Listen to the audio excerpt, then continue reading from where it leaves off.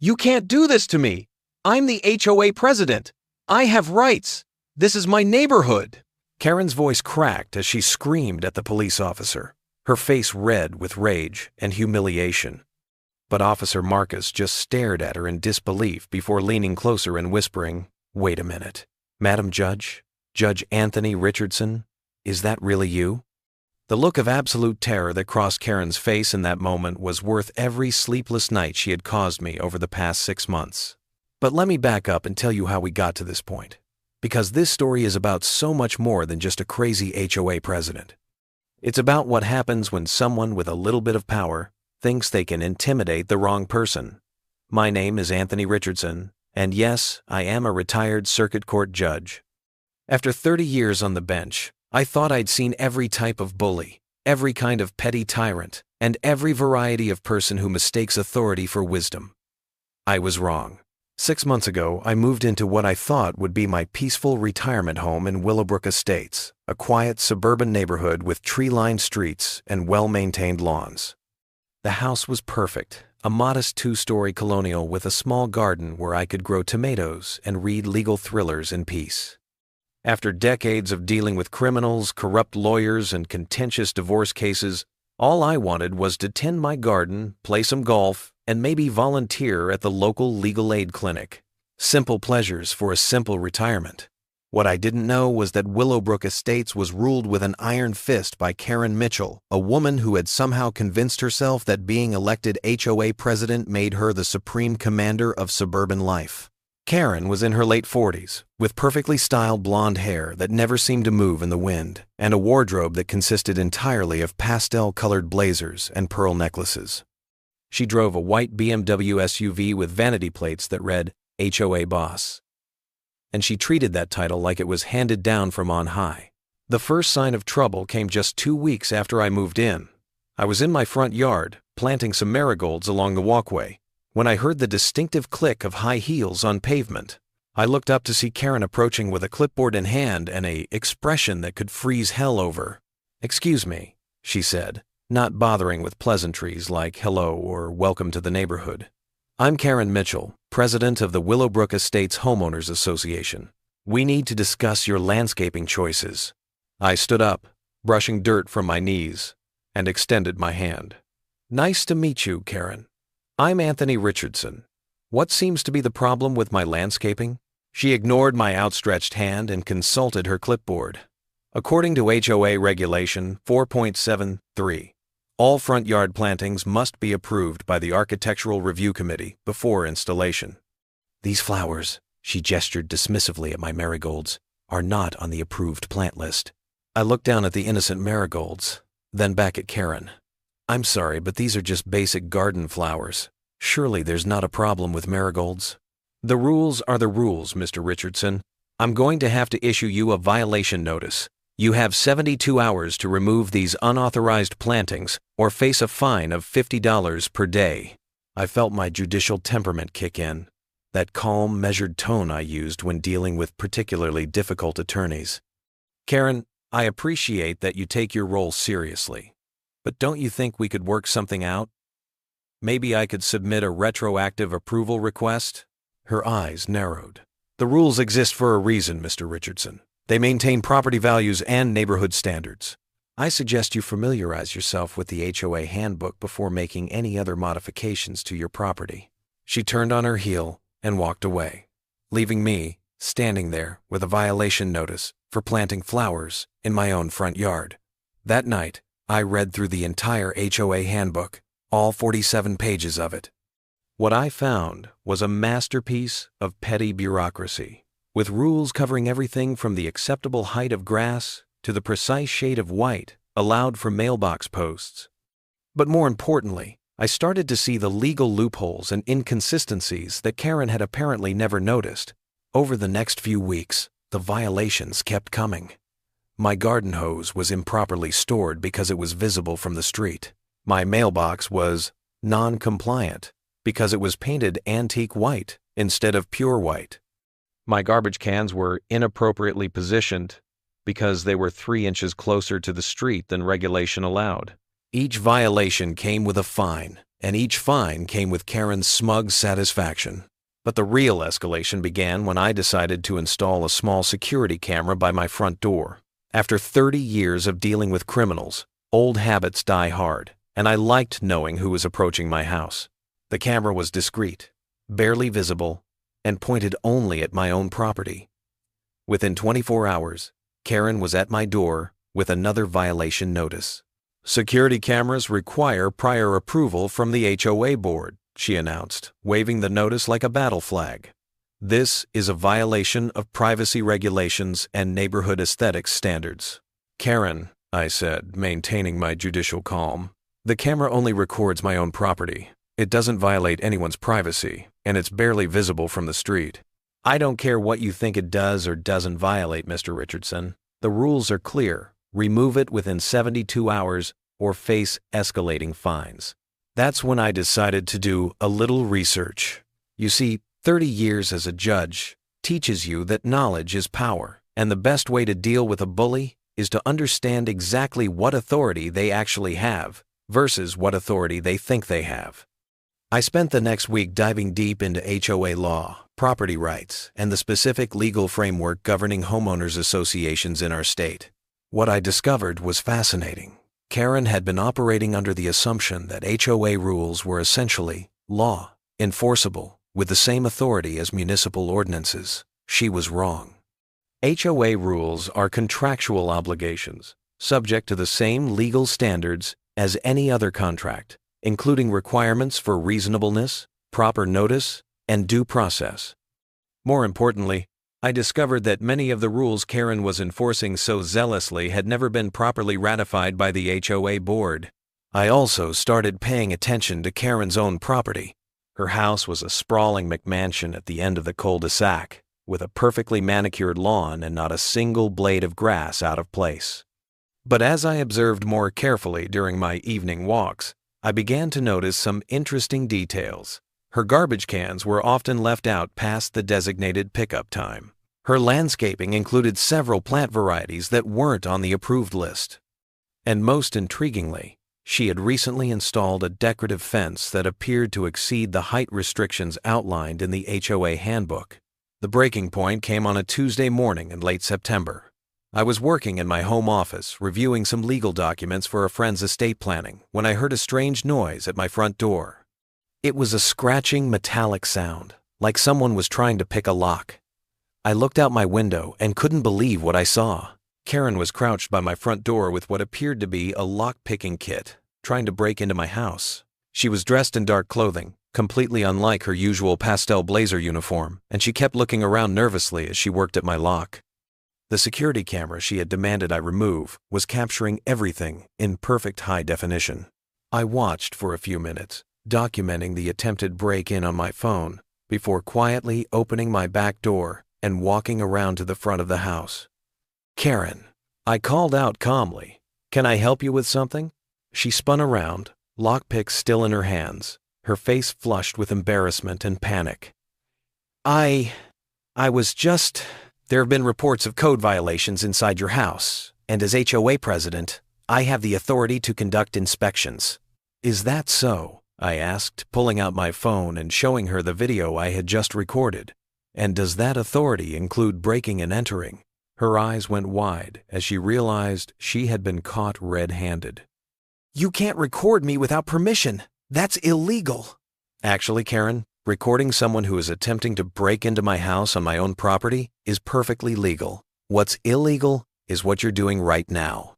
She dropped the lockpicks and tried to regain her composure. "This is a misunderstanding, Mr. Richardson. I have every right as HOA president to ensure compliance with neighborhood standards." "No, Karen, you don't. And I think it's time you learned exactly what rights you actually have." That afternoon, I made several phone calls. First, I called the police to report the attempted break-in. Then I called my old colleague, David Martinez, who specialized in property law. Finally, I called the State Attorney General's office to inquire about filing a complaint against the HOA for harassment and improper enforcement of regulations.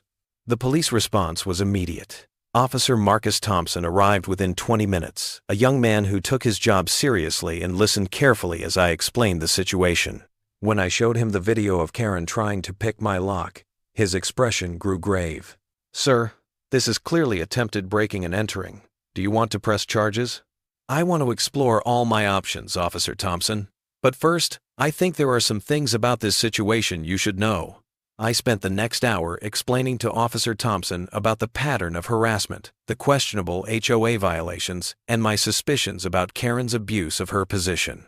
He took detailed notes and assured me that the matter would be investigated thoroughly. Meanwhile, my conversation with David Martinez had been equally illuminating. "Anthony," he said, "what you're describing sounds like a classic case of HOA overreach. If she's been issuing violations for rules that weren't properly ratified, and especially if she's been trying to break into homes, you've got grounds for a serious lawsuit." "I'm not interested in suing anyone, David. I just want to live in peace. But I am interested in making sure this doesn't happen to anyone else in the neighborhood." "Well, if you want to stop her, you're going to need to challenge her authority directly. Have you considered running for HOA president yourself?" That conversation planted a seed that would grow over the next few weeks. But first, I had more research to do. I spent the following days diving deeper into the HOA's governance structure, financial records, and meeting minutes. What I found was a pattern of mismanagement and potential fraud that went far beyond petty harassment. Karen had been operating the HOA like her personal fiefdom, making unilateral decisions without board approval, spending association funds on personal expenses, and creating rules that had never been voted on by the membership. More importantly, I discovered that the annual HOA election was coming up in just 6 weeks. According to the association bylaws, any homeowner in good standing could run for president. Despite Karen's constant violation notices, I was technically in good standing because I had been challenging the fines through the proper appeals process. I decided to throw my hat in the ring. The announcement of my candidacy sent shockwaves through Willowbrook Estates. Within hours of filing my paperwork, Karen was at my door again, this time with 2 other board members in tow. "Mr. Richardson," she said, barely containing her rage, "your candidacy is invalid. You have multiple outstanding violations and fines. You cannot run for HOA office while in violation of association rules." I smiled and handed her a thick folder. "Actually, Karen, every single one of those violations has been formally appealed through the proper channels. According to Section 3.4(2) of the HOA bylaws, disputed violations cannot be used to disqualify a candidate. I suggest you read the bylaws more carefully." The look on her face was priceless. She clearly had never expected anyone to actually challenge her authority using the very rules she claimed to enforce so strictly. Over the next few weeks, I campaigned quietly, but effectively. I knocked on doors, listened to neighbors' complaints about HOA overreach, and shared my vision for a more reasonable and legally compliant homeowners association. What I found was that Karen had made enemies throughout the neighborhood. Nearly every homeowner had a story about unreasonable fines, arbitrary rule enforcement, or Karen's generally unpleasant demeanor. Mrs. Sarah Chen, who lived 2 streets over, told me about being fined for having the wrong color flowers in her window boxes. Mr. James Patterson had been cited for parking his own car in his own driveway because it was allegedly too close to the street. The Martinez family had been threatened with legal action because their children's sidewalk chalk drawings were deemed unsightly. But Karen wasn't taking my candidacy lying down. As Election Day approached, her harassment escalated dramatically. She started driving by my house multiple times per day, sometimes stopping to take pictures of my property looking for new violations. She sent certified letters threatening legal action over increasingly absurd infractions. She even tried to have my campaign signs removed, claiming they violated size restrictions that she had apparently invented on the spot. The final straw came 3 days before the election. I was attending a neighborhood barbecue at the community center when Karen arrived with a police officer in tow, not Officer Thompson, who had been investigating her attempted break-in, but a different officer who clearly didn't know the full situation. "Officer Rodriguez," Karen announced loudly enough for everyone at the barbecue to hear, "I need you to arrest Mr. Richardson for trespassing and harassment." The entire party went silent. Officer Rodriguez looked confused and uncomfortable. "Ma'am, What exactly is the nature of the complaint? He's been stalking me, taking pictures of my property, and harassing me about the HOA election. I have a restraining order application ready to file. I stood up calmly and approached Officer Rodriguez. Officer, my name is Anthony Richardson. I'm running for HOA president, and I believe Mrs. Mitchell is trying to use false police reports to intimidate me and interfere with the election process. Officer Rodriguez looked back and forth between us, clearly sensing that there was more to this story. Sir, have you been harassing Mrs. Mitchell? No, officer, I have not. I have been campaigning for HOA president, which includes knocking on doors and speaking with neighbors. If Mrs. Mitchell considers Democratic participation to be harassment, that's her prerogative, but it's not illegal. Karen's face was turning red. He's lying. He's been driving by my house, taking pictures, trying to find violations to use against me. Mrs. Mitchell, I said calmly, are you admitting that you believe taking pictures of properties to document violations is harassment? Because that's exactly what you've been doing to me and other neighbors for months. The crowd at the barbecue was starting to murmur, and I could see several neighbors nodding in agreement. Officer Rodriguez was looking increasingly uncomfortable with the situation. Ma'am, he said to Karen, unless you have evidence of actual harassment or stalking behavior, I can't arrest someone for running for office. If you want to file a complaint, you can do so at the station, but I'm not seeing grounds for an arrest here.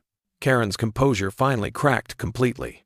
This is ridiculous! I'm the HOA president! I have authority here! You can't let him intimidate me like this!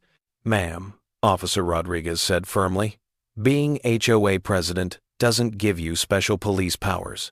If you have a legitimate complaint, file it through proper channels. As Officer Rodriguez left, Karen turned to me with pure hatred in her eyes. This isn't over, Richardson. I will not let you destroy everything I've built here. Karen, I replied quietly, the only thing I'm trying to destroy is the culture of fear and harassment you've created. The neighbors deserve better. Election day arrived with all the drama of a small-town political thriller. The voting was held at the community center, and the turnout was the highest in the HOA's history. Karen had spent the morning campaigning aggressively, going door to door with last-minute flyers that made increasingly desperate claims about my candidacy. According to her literature, electing me would lead to property values collapsing, neighborhood standards disappearing, and general chaos throughout Willowbrook Estates. I spent the morning quietly greeting voters and thanking them for participating in the democratic process. The difference in our approaches was stark, and I could see that many neighbors were put off by Karen's increasingly frantic demeanor. When the votes were counted that evening, the result was decisive. I won with 73% of the vote, the largest margin in HOA history. Karen's reaction was immediate and explosive. This election is invalid, she screamed at the volunteer vote counters. There were irregularities. I demand a recount. The head of the election committee, an elderly gentleman named Robert, who had been trying to maintain neutrality throughout the campaign, looked at Karen with barely concealed exasperation. Mrs. Mitchell, the vote was conducted according to HOA bylaws with multiple witnesses. The results are clear and legitimate. I will not accept this. I'm filing an appeal. I'm calling my lawyer. This is fraud. But her protests fell on deaf ears. The neighbors who had suffered under her reign were clearly relieved to see her authority coming to an end. As people began to leave the community center, many stopped to congratulate me and share their hopes for a more reasonable HOA leadership. Karen, however, was not finished. As the community center emptied out, she approached me with one final threat. You think you've won, Richardson, but you have no idea what you're dealing with. I will make your life hell. I will find a way to get you out of this neighborhood, if it's the last thing I do. Karen, I said calmly, your time as HOA president is over. I suggest you focus on being a good neighbor instead of looking for new ways to cause conflict. She stormed out without another word, but I had a feeling this was far from over. I was right. Over the next week, as I began transitioning into the HOA president role, Karen's behavior became increasingly erratic and concerning. She refused to turn over HOA records, claiming they were confidential and that I wasn't authorized to see them. She continued issuing violation notices as if she were still president. Most disturbingly, She began making threats about exposing me to the neighborhood. The situation came to a head exactly 1 week after the election. I was in my home office, reviewing the HOA financial records that I had finally obtained through legal channels, when I heard that familiar scratching sound at my front door again. This time, I was ready. I quietly activated my security camera's live recording feature and called 911. "This is Anthony Richardson at 1247 Maple Street. Someone is attempting to break into my home. I believe it's the same person who tried this before." Then I sat back and watched as Karen, once again dressed in dark clothing, worked at my front door lock with what appeared to be a more sophisticated set of lockpicking tools. She had clearly learned from her previous failed attempt and come better prepared. After about 10 minutes of watching her work, I heard the distinctive sound of my lock clicking open. Karen had successfully picked my front door lock and was about to enter my home illegally. That's when I decided it was time to act. I walked to my front door and opened it just as Karen was stepping across my threshold. "Hello, Karen. I don't recall inviting you in." She spun around, her face a mask of panic and rage. "You can't stop me! I know what you're hiding! I know you're not who you say you are!" "And who do I say I am, Karen? You're some kind of criminal. No normal person knows this much about legal procedures. You're probably running from the law, and I'm going to expose you." I couldn't help but smile at the irony. "Karen, you're absolutely right that I'm not just a normal retiree. But you're wrong about everything else." That's when we heard the sirens approaching. Karen's eyes went wide as she realized the police were coming, and she was standing inside my house having just broken in illegally. "You called the cops on me?" she shrieked. "Karen, you just broke into my home. What did you expect me to do?" She tried to push past me to get out of the house, but I stepped aside and gestured toward the living room. "Why don't you have a seat and wait for the officers to arrive? I think it's time we cleared up some misunderstandings." 2 police cars pulled up in front of my house, and I was relieved to see that Officer Marcus Thompson was among the responding officers. He had been the one to take my initial report about Karen's previous break-in attempt, and he was familiar with the ongoing situation. "Mr. Richardson," Officer Thompson called out as he approached my front door, "we got a call about a break-in in progress." "That's correct, Officer Thompson. Mrs. Mitchell successfully picked my front door lock and entered my home without permission. I have the entire incident recorded on my security camera." Officer Thompson looked past me to where Karen was standing in my living room, her lockpicking tools still in her hands. His expression grew serious as he realized what he was looking at. "Ma'am," he said to Karen, "I'm going to need you to step outside and place your hands behind your back." "You can't arrest me!" Karen screamed, her voice cracking with desperation. "I'm the HOA president. I have rights. This is my neighborhood." That's when Officer Thompson stopped and stared at her more closely. His expression changed from professional sternness to something approaching shock.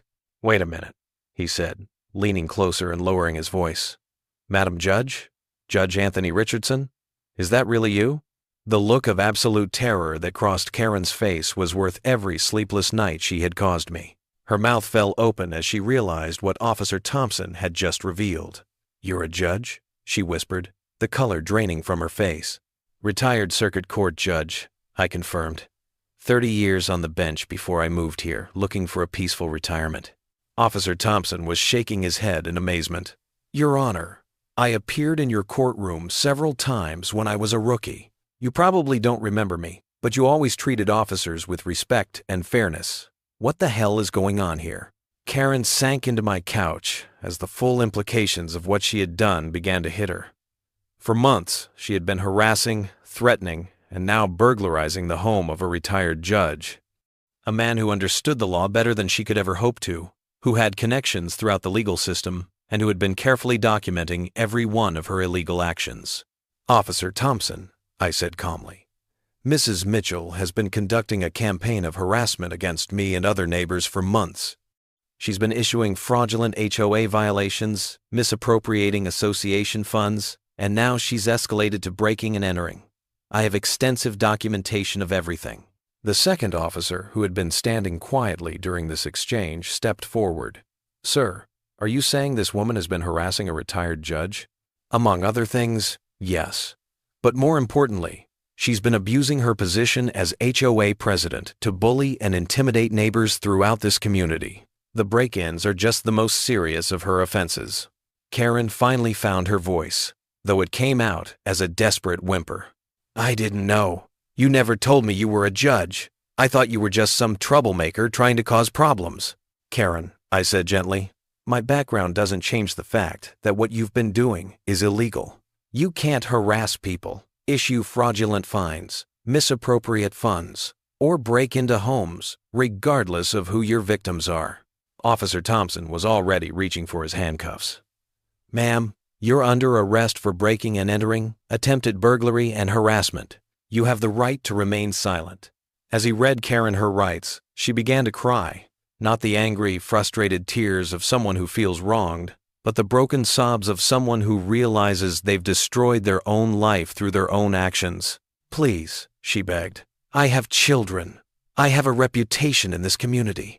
You can't do this to me." "Mrs. Mitchell," Officer Thompson said firmly, "you did this to yourself. No one forced you to break into Judge Richardson's home." As they led Karen away in handcuffs, neighbors began to emerge from their houses to see what was happening. Word spread quickly through Willowbrook Estates that the tyrannical HOA president had been arrested for breaking into the new HOA president's home and that the new president was actually a retired judge. The aftermath was swift and comprehensive. Karen was charged with multiple felonies, including breaking and entering, attempted burglary, and stalking. The district attorney's office, upon learning that a retired judge had been the victim of an extended harassment campaign, took the case very seriously. But the criminal charges were just the beginning. My review of the HOA financial records revealed that Karen had been embezzling association funds for years, using HOA money to pay for personal expenses, unauthorized home improvements, and even family vacations. The total amount of misappropriated funds exceeded $50,000. More importantly, I discovered that most of the rules Karen had been enforcing so zealously had never been properly ratified by the HOA board. She had been making up regulations and issuing fines based on her personal preferences rather than legitimate association rules. Every fine she had issued over the past 3 years was legally invalid. I called a special HOA meeting to address the situation and chart a path forward. The community center was packed with neighbors who had suffered under Karen's reign and were eager to hear how we would fix the damage she had caused. "Ladies and gentlemen," I began, "I want to start by acknowledging that our community has been through a difficult period. The previous HOA leadership operated outside the bounds of law and proper governance, and many of you have suffered as a result." The crowd murmured in agreement, and I could see relief on many faces. "First, I want to announce that all fines issued by the previous administration over the past 3 years are hereby rescinded. We will be conducting a comprehensive review of every violation notice and fine to determine which were legitimate and which were based on non-existent or improperly ratified rules." The applause was immediate and enthusiastic. "Second, we will be implementing new governance procedures to ensure transparency and accountability in HOA operations. All board meetings will be open to the public. All financial records will be available for inspection by any homeowner, and no new rules will be implemented without proper notice and a vote by the full membership." More applause. "Finally, I want to assure you that the HOA's primary function going forward will be to maintain our common areas and protect property values through reasonable, consistently applied standards. We will not be in the business of micromanaging your personal property choices or harassing you over minor aesthetic preferences." The transformation of Willowbrook Estates over the following months was remarkable. Without the constant threat of arbitrary fines and harassment, neighbors began to take more pride in their properties. People started talking to each other again instead of avoiding contact for fear of being reported to the HOA. Children played in the streets without worrying about chalk art violations. Karen, meanwhile, faced the full consequences of her actions. She was convicted on multiple felony counts and sentenced to 2 years in prison, followed by 5 years of probation. She was also ordered to pay full restitution for the embezzled HOA funds, plus damages for the harassment campaign against me and other neighbors. Her house went into foreclosure during the legal proceedings, and she and her family were forced to move out of Willowbrook Estates in disgrace. The last I heard, she was working at a retail job in another state, trying to rebuild her life after destroying her reputation and her family's financial security through her own arrogance and illegal behavior. As for me, I found that retirement was much more peaceful when I wasn't being constantly harassed by a power-hungry HOA president. I was able to plant my marigolds without fear of violation notices. I installed additional security cameras to help keep the neighborhood safe. I even started a small vegetable garden in my backyard, sharing the produce with neighbors who had become genuine friends rather than adversaries. The experience taught me something important about the nature of power and authority. Karen had been given a small amount of legitimate authority as HOA president, but she had allowed that authority to corrupt her judgment and her character. She had confused having power with being powerful, and she had used her position to bully people rather than serve them. True authority, I learned, comes not from the ability to punish or control others, but from the respect and trust you earn through fair and reasonable leadership. As a judge, I had real power. The power to send people to prison or award damages that could change lives. But I had always tried to use that power responsibly, with careful consideration of the facts and the law. Karen, with her petty HOA authority, had been more tyrannical than I had ever been, with vastly greater legal power. She had proven that even small amounts of authority can be dangerous in the wrong hands. The neighborhood kids started calling me Judge Anthony, and I found that I enjoyed being known for my former profession rather than hiding from it. Several neighbors asked for legal advice on various matters, and I was happy to help when I could or refer them to appropriate attorneys when I couldn't. I also started volunteering at the local legal aid clinic, helping low-income residents navigate housing disputes, consumer protection issues, and other legal challenges. It felt good to use my knowledge and experience to help people who couldn't afford expensive legal representation. One day, about 6 months after Karen's arrest, I was working in my garden when a young family moved into the house where Karen used to live. The parents, Jessica and Michael, had 2 small children and seemed nervous about joining the community given what they had heard about the previous HOA drama. I walked over to introduce myself and welcome them to the neighborhood. "Hi, I'm Anthony Richardson, your new neighbor and the current HOA president. Welcome to Willowbrook Estates." Jessica looked worried. "We heard there were some problems with the HOA here. Are there a lot of rules and restrictions we need to worry about?" I smiled and handed her a simplified 1-page summary I had created of the actual, legitimate HOA rules. These are our community standards. They're reasonable, clearly written, and consistently applied. If you have any questions or concerns, please don't hesitate to ask. Michael looked at the sheet and seemed relieved. "This is much simpler than what we were expecting. The real estate agent mentioned something about the previous HOA president being very strict. The previous president had some issues with understanding the difference between legitimate authority and personal preference," I said diplomatically. "We've worked hard to create a more reasonable and neighborly community environment." As I walked back to my house, I reflected on how much had changed since that first day when Karen had confronted me about my marigolds. The flowers were still there, blooming beautifully in my front yard, joined by several other varieties that I had added over the months.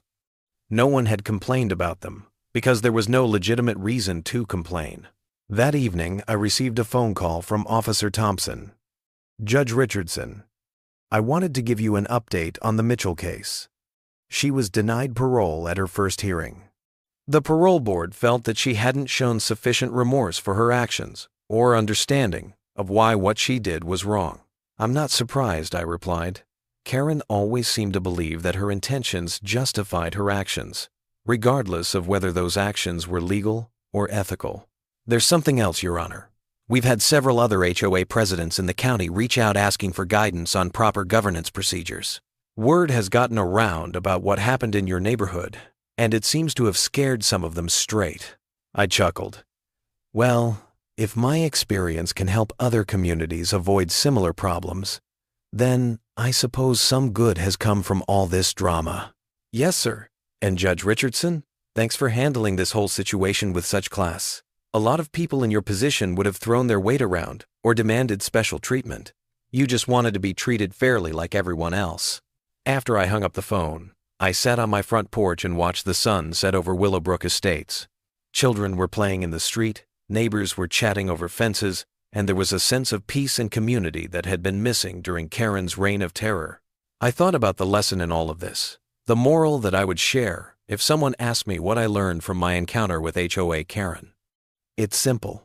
Power without wisdom is dangerous. Authority without humility is corrupt. And the best leaders are those who serve their communities rather than ruling over them. Karen had forgotten that being elected to a position of authority is a privilege and a responsibility, not a license to bully and intimidate. She had confused being in charge with being right, and she had used her position to settle personal scores rather than serve the common good.